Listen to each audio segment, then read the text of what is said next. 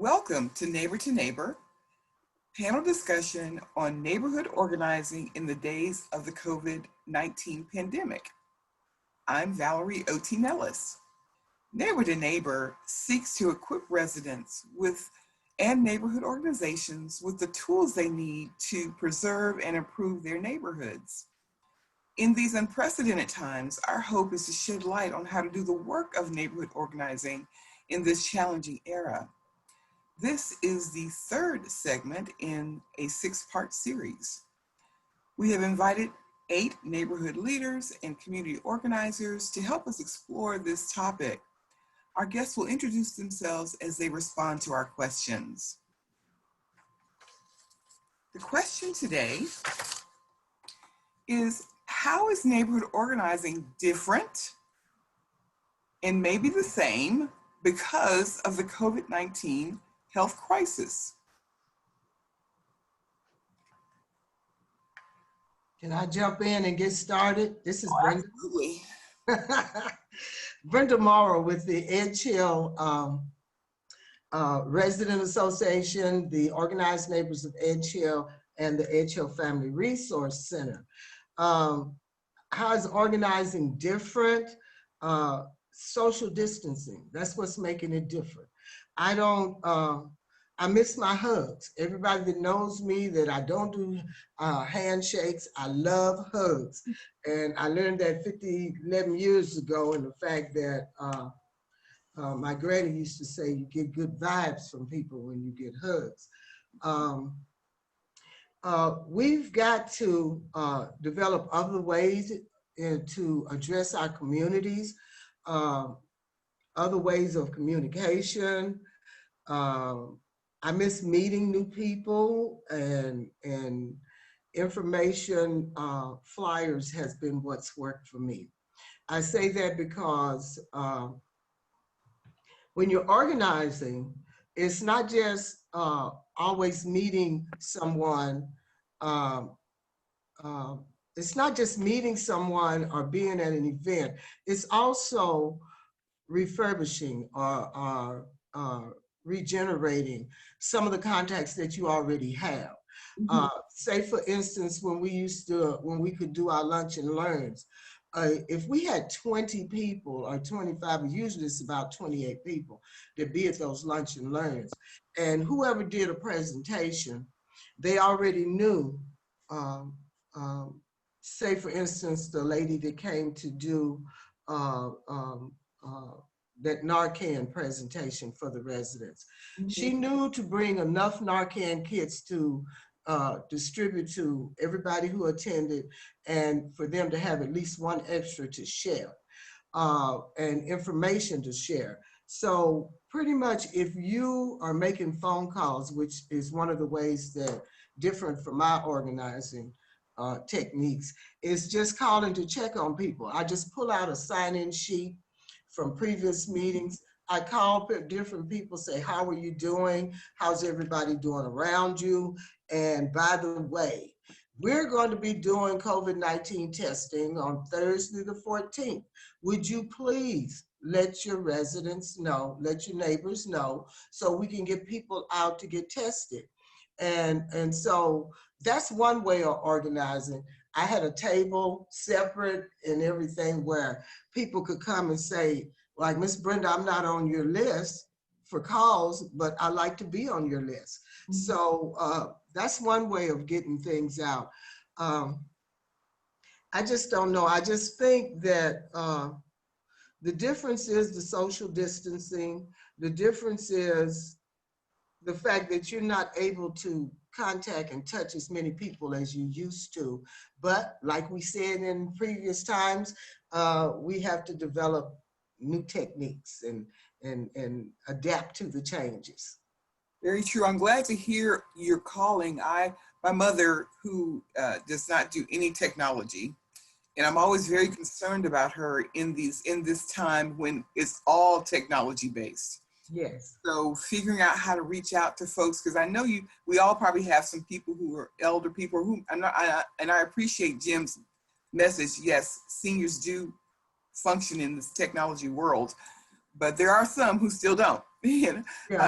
how are we reaching out to those folks who don't? So I'll jump in on that. I'm Kia Jarmon, board member for Neighbor to Neighbor, but I also own a public relations and community engagement firm.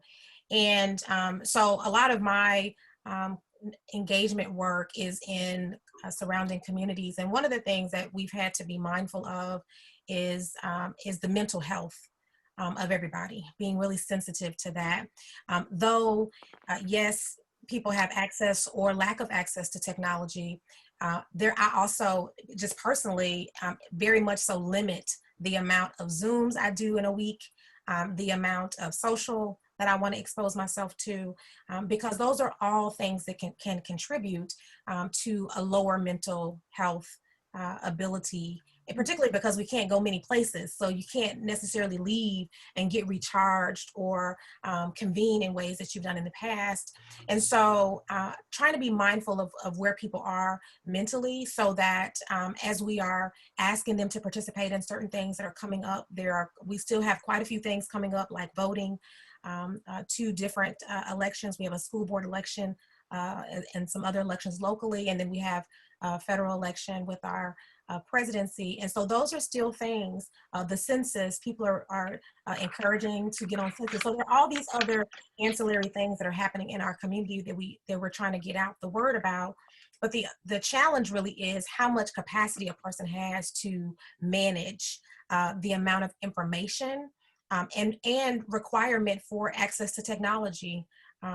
As a parent of a young child, having to work and then also do what I call crisis schooling, and then also maintaining mental health, it is very challenging. So I believe that's part of what my encouragement is for people, to just take inventory of your own personal mental health, but then to think about, if you are maybe having some struggles, other people who already had maybe trauma involved in their life in some way might be going through some challenges as well. Very good. Mm-hmm. One thing that Kia just said that really kind of stands out to me about mental health and limiting yourself in your interactions with social media.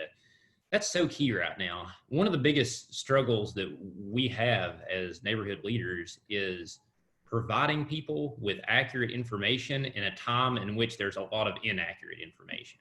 And it makes people crazy.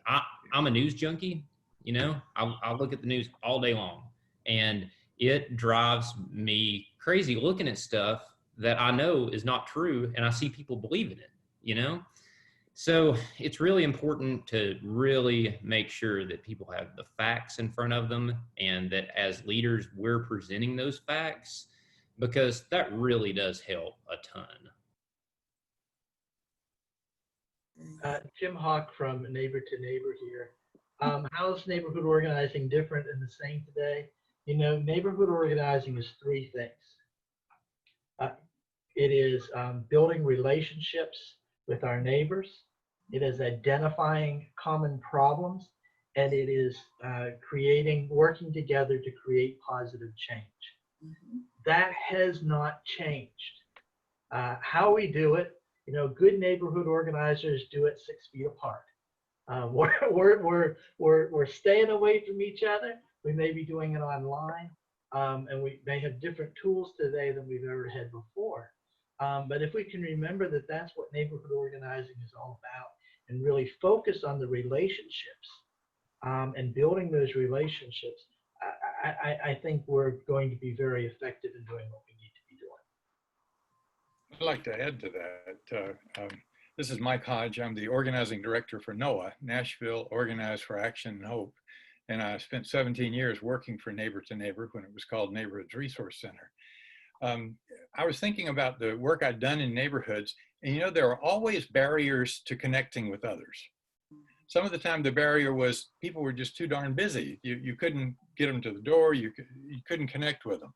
I also remember some barriers that were barbed wire fences and very bad dogs. So, there are a lot of different barriers, and we're just facing a different kind of barrier now.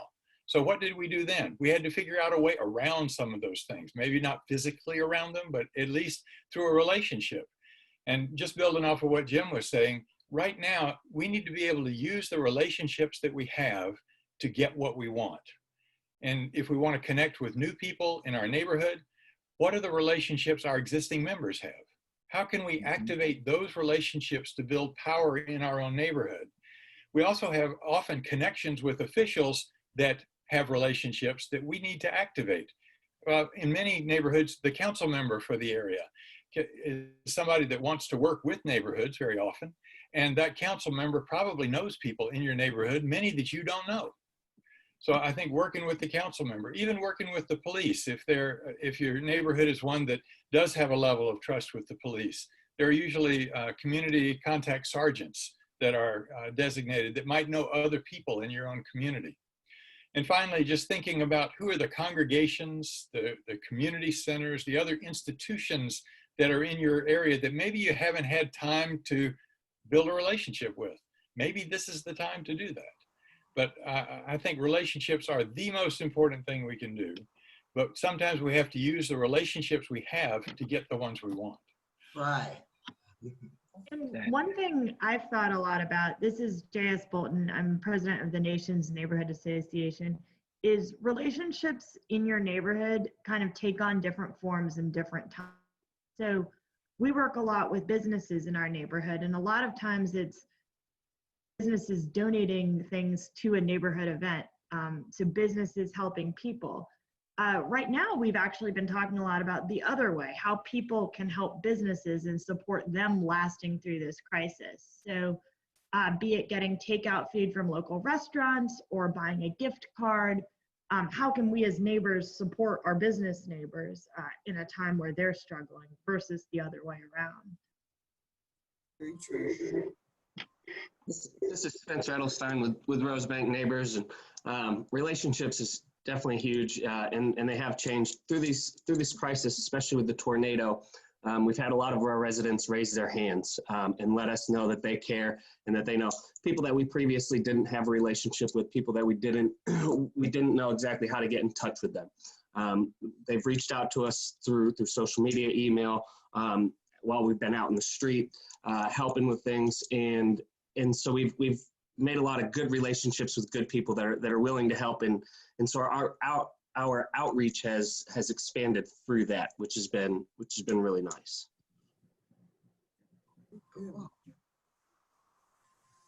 Any other comments on this question? This is Erskin Lytle with College Hill Neighbors. I think that everyone has touched on the key in the sense of relationships being critical. If we start through leadership, and leadership being just our own individual activity, and contacting those persons with whom we have established relationships first, just to check on them, and then just going a little bit further and contacting folk, as Brenda said earlier, using our sign-in sheets from our various meetings and calling those persons with whom we do not have relationships or long-standing or close relationships. If we take that initiative, other folk or the folk with whom we are contacting will do the same. It's sowing seeds. If they see us doing it, or if some persons see us doing it, some of them will respond in the same way, and it will grow. It will continue to branch out and reach. They can reach further and further. But that's, it begins with each of us taking the initiative. And if there's nothing more important than having leaders or leaders, whether it be by designation or just activity, going ahead and doing something, others will see it and will emulate it. Excellent. Well, thank you so much. That was great information. Again, panelists, thank you for sharing your expertise and knowledge. We would also like to thank the audience for joining in. Please be sure to check out the next installments in the Leading in Crisis series.